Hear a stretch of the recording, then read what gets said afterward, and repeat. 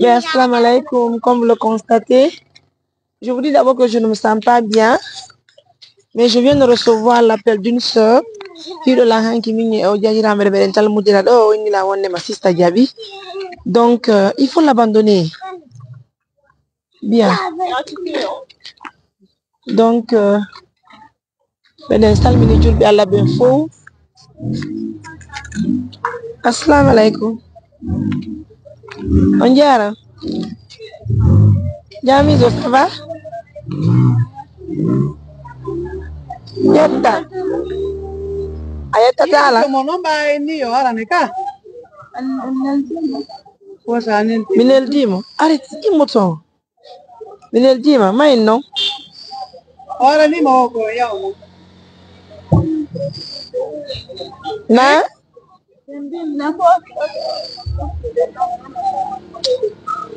Imo dong. Yeah.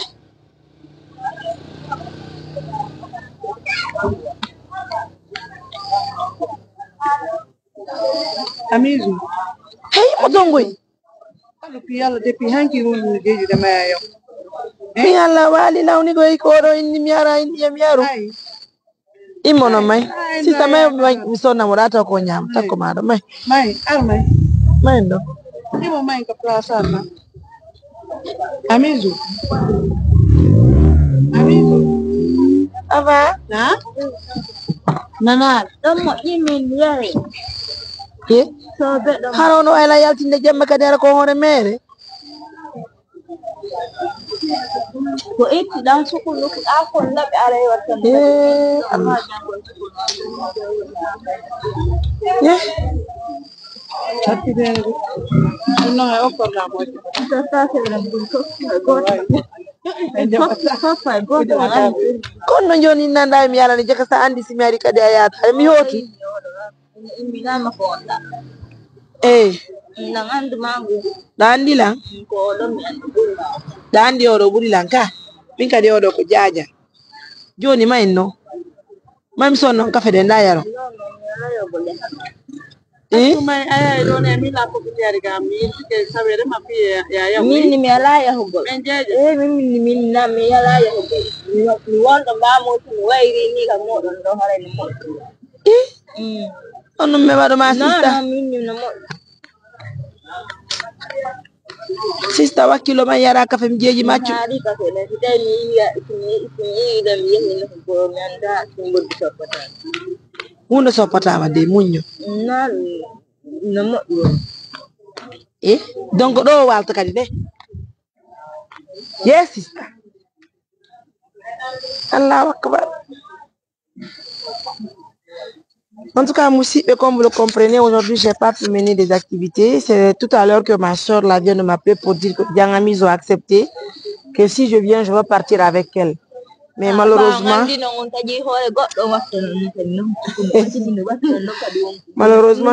n'a pas voulu comprendre. Johnny a tiens Milandon, Johnny me mouille café de mengadaka. Sister, il n'a café ma belengade.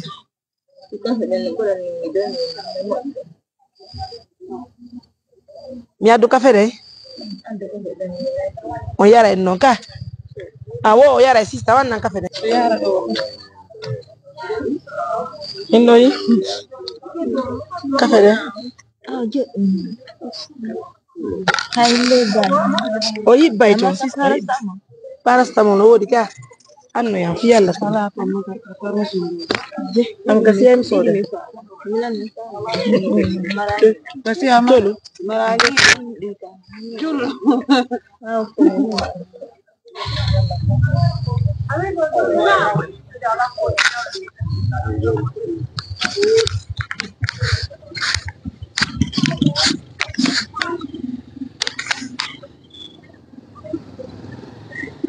Wah. Chéri anno ya si pandiang.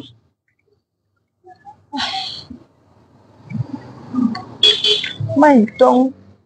Anna si pandiang. Asko to soko.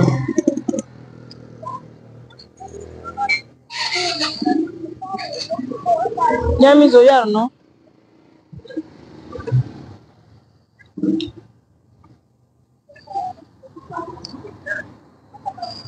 Yeah.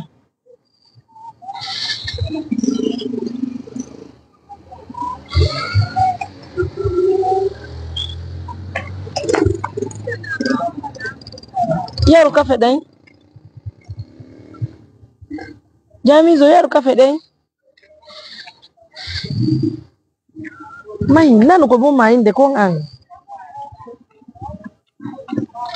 Qual limita? Oh. Yana.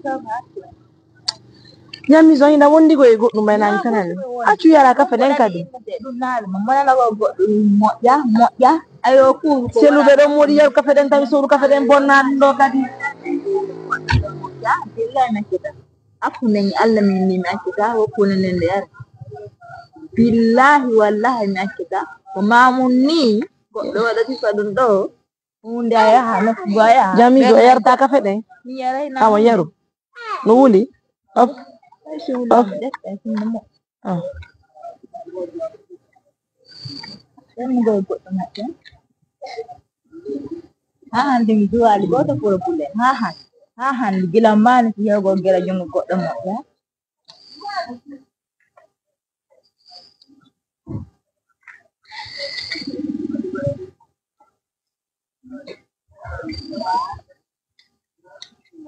Elle a fait comme ça.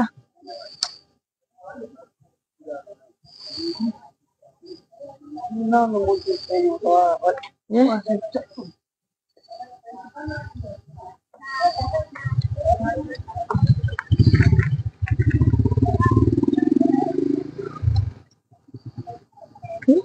Allez. Elle a donné un nom.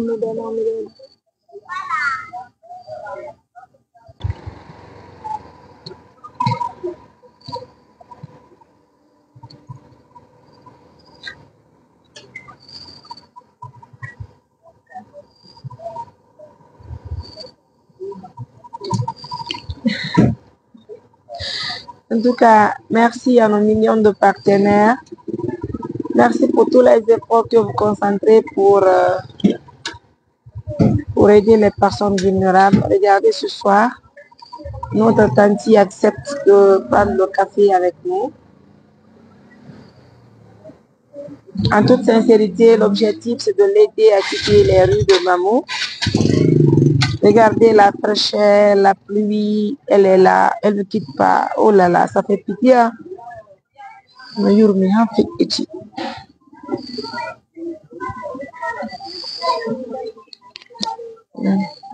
Dia, nana.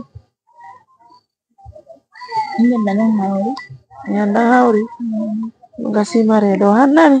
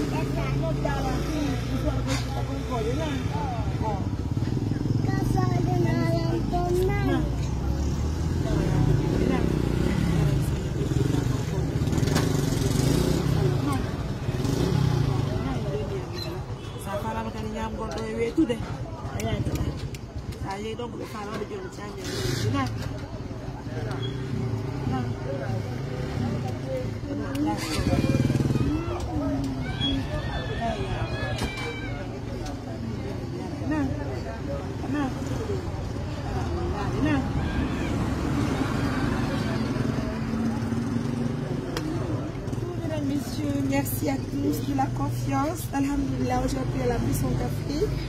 Elle a accepté de porter aussi mes habits, alhamdulillah. ça fait plaisir. Je vous laisse. Tenez bien soin de vous. Bonsoir.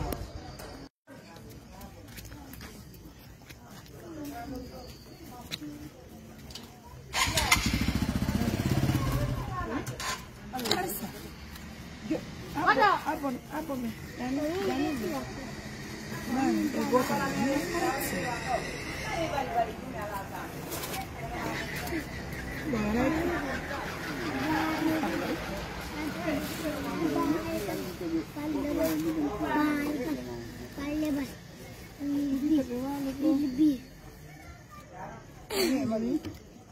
I beg my go and even in there.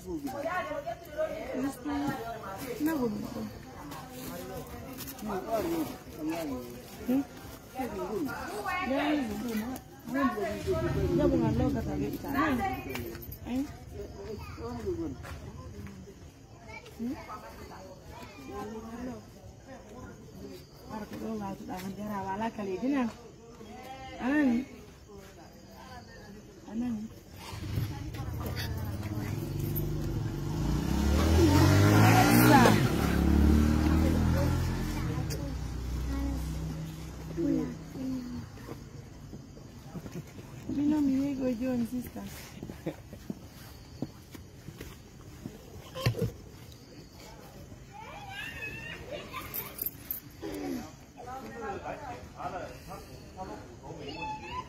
Allez mes amours, bonsoir.